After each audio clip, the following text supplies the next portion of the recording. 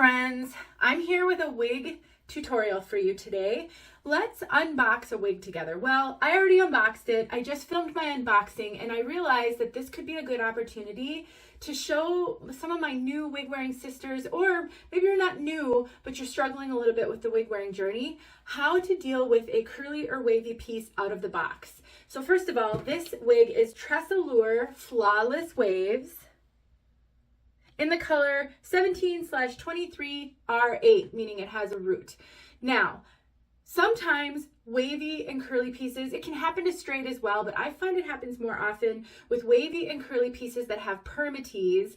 They don't always look spectacular out of the box. Think about how it was packaged. It's nice and compact. They usually have a netting around it. Maybe there's tissue paper inside of it.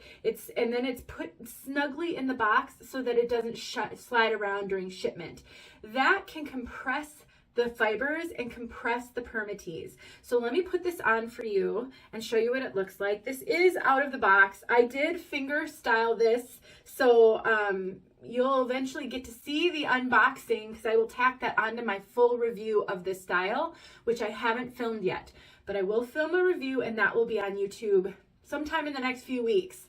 All right, so here's how the wig looked out of the box with some finger styling. Some of the things I'm noticing, this has a wave pattern, but it's really kind of, some of the waves are smashed down. Here's what I do with a wig like this that has permatease and is out of the box. The first thing that you want to do is you want to shake it out. Now remember, you cannot do any of this if you think you might return it.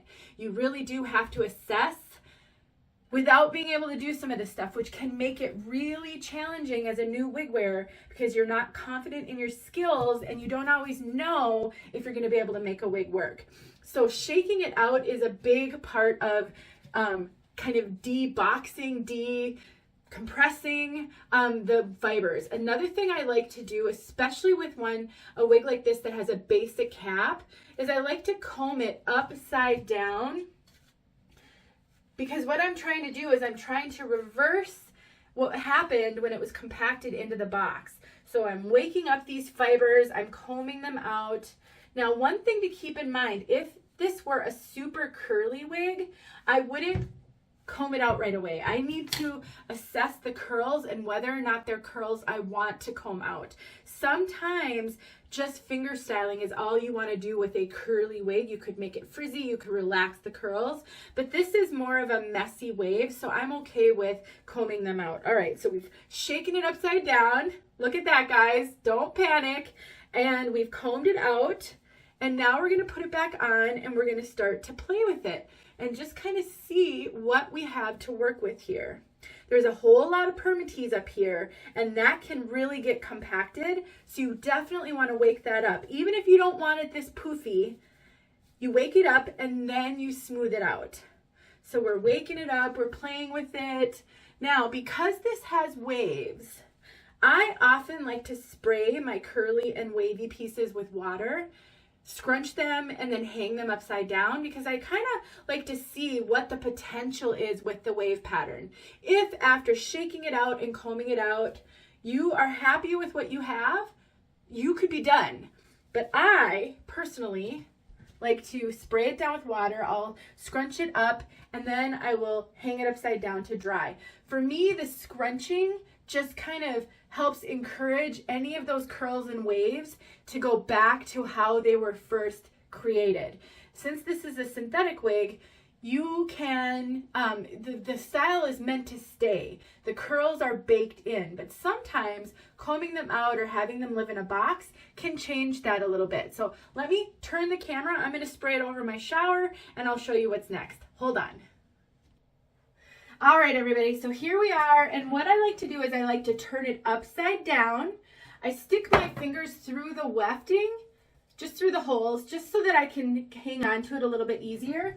And now I like to do this over my shower, then I don't have to worry about getting my bathroom all wet. But then I just start spraying it. This is just plain water. And I just like to spray it really liberally. And I sort of shake it out as I go. And I'm just trying to make sure that I'm getting all of the fibers wet.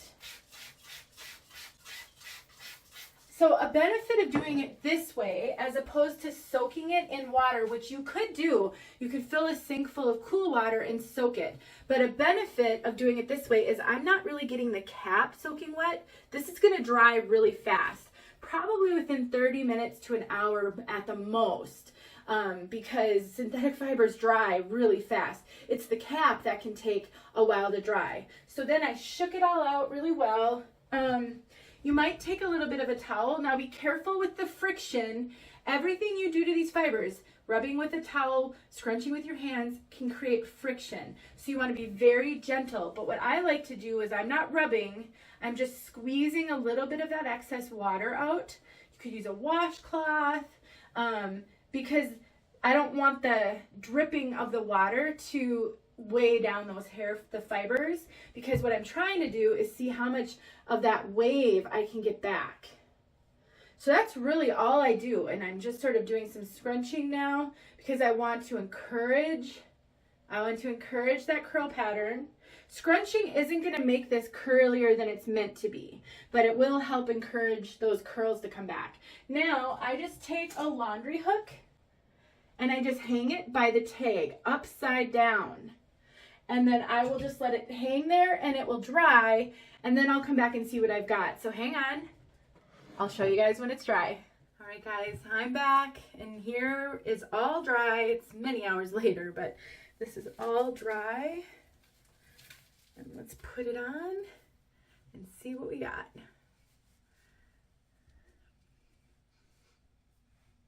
Yeah. Okay, so sometimes when you spray a wig with water and then you let it dry, it can seem a little crunchy or sometimes look a little like it's still damp even though it's not. All you have to do is run your fingers through it. Sort of like if somebody has curly hair and they use product in their hair and then it dries and it's crunchy, you just have to break the cast, as it's called. Similar, kind of similar with this.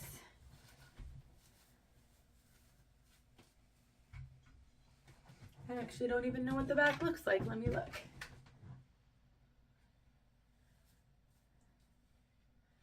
All right, so I think it's looking a lot better. So now the next step is just to sort of play with it and see how to make it my own. And because this is heat friendly, I could add curl. There's some really straight pieces. You see the wave and then you see some straight pieces. I could always add more curl to it, but I need to review it first.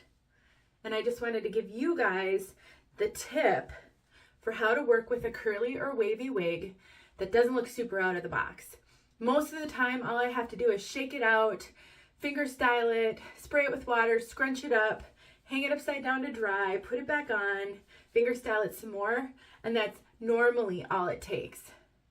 So don't be discouraged if you get a wig that doesn't look great out of the box. Just learn to work with them. Thanks for watching.